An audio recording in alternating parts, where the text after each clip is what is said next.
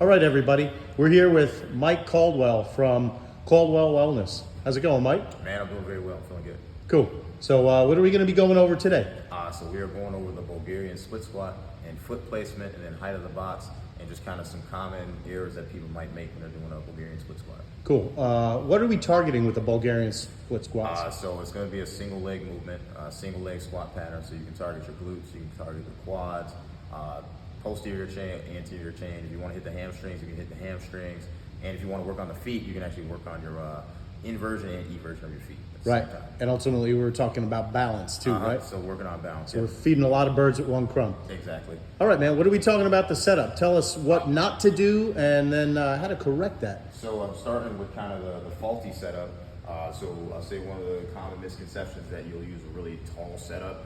You basically want to keep your box or your platform or your yoga block lower than knee height. So for me, it's definitely going to be at or above knee height. So to set up, I got 1 foot in front. The way you can tell this is too tall for me is first of all, I can't get my knee to the floor. I can't get full 90-90 flexion on both hips. It's way too tall. Even if I stepped out there, I would have to extend my back leg more, and I'll have to hinge more as I go down because I can't hit that squat. So you want to have it basically at or below knee level. So I'm gonna give us a much shorter platform. I'll say we'll use this glute bench. So for this, doesn't have quite as much elevation, but with the elevation now I have more control of the angle that I want to hit. If I want to hit more glutes, I can flex at the hips more. I can totally take it down. Knee does get to the floor, so back knee does touch the ground. Hips on the left side are stretched and loaded, and then you press all the way through. That's going to be 1. Take it all the way down, touch all the way through. If I want to get more of the quads, I can go tall and upright. Same idea. So arms, if your arms get in the way or you find yourself kind of losing your balance because you're moving, you can either hug yourself, you can go on the hips, or you can go on the side of the head. But I'm going to have you just bend the knees. You want to kiss the floor, stay nice and tall. Take it right back up, and then repeat.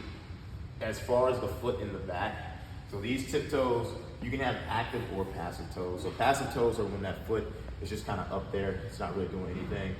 Active toes are going to be when you're actually flexing the tip toes themselves. So you always want active toes because you always want to grip that floor. And for the feet, if you have an issue where the foot goes in and out, what you can do, we were demonstrating the band. I'll actually set this up. So for a band, you can have a partner hold this, or you can actually just band it yourself. But if you place your foot on the band as you do your Bulgarian Split Squat, as you set up, go up, go down.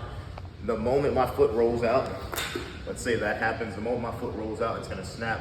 That tells me, oh, that I'm losing my balance, but it acts as a fail-safe for keeping the feet nice and flat, keeping tripod position, keeping everything connected to the floor, and just helping you with the balance. Cool, Mike. Can we just do that setup? Let's do reps on the other leg, and let's nuance some pieces about how far away and what's a common mistake So how people. Common mistake that people do when they set up is they maybe start too close. So if I'm too close, first of all, if I'm too close, when I get down there, I'll run out of space. I'll also run out of balance. You almost want to feel like you're too far away. So what I do is you start both heels right at your platform. Take 1 giant step forward. So giant step forward, and then you place that back foot, and then you straighten yourself. You want to be nice and tall. Bend that knee. Back knee should be able to touch the ground. So you want to get to that floor. Bring yourself right back up. Once you finish all the reps on that first side, you can switch over to the opposite side. So tiptoe, once again, gets placed. You're nice and tall. Bend that knee. You want to kiss that floor, so touch that ground. Then you come right back up. Cool. Mike, some of the things we talked about were how much percentage of the weight is on that front leg, so that you lead want to leg. get as much of your weight on that front leg, which is going to be your loaded leg. That's going to be the leg that you're training. You do have a little bit of weight on your back foot because it is there for balance and it is elevated. It is making contact with the surface, but in general, the more weight you can get on that front foot, the better. Great. Yes. Any other tips or things to think about? I think that is all. Yeah, I think we've covered them all. So again, you can go anterior chain, posterior chain. You can work on your balance, and it's a great way to just kind of work on single leg moves.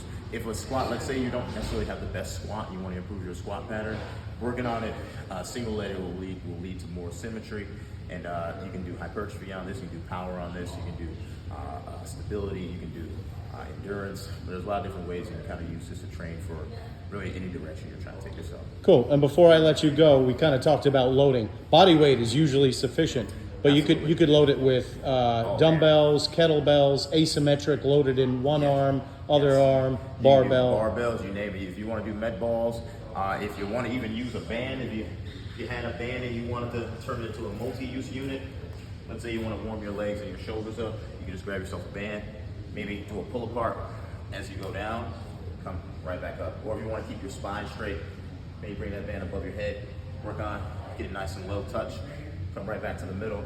But you have a lot of different applications. So it sounds like the applications are endless with the Bulgarian Split Squats Absolutely. at Caldwell Wellness. What's the closing thing you usually close your videos with? I just say train hard and be well. Thank you, Mike. Yeah.